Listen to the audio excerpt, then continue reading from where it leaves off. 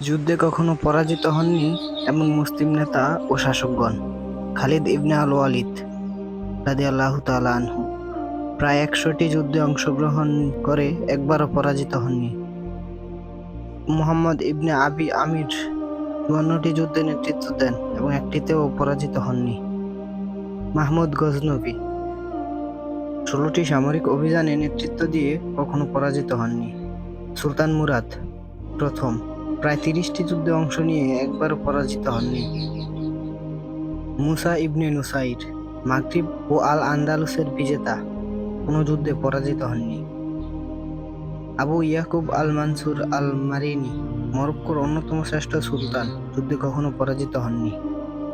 তারিক ইবনে জিয়াদ আল আন্দালুসের বিজেতা, কোনো অভিযানেই পরাজয় বরণ করেননি। ইউসুফ ইবনে তাশফিন আল-মোরাভিদ রাষ্ট্রের নেতা, যুদ্ধে কখনো পরাজিত হননি।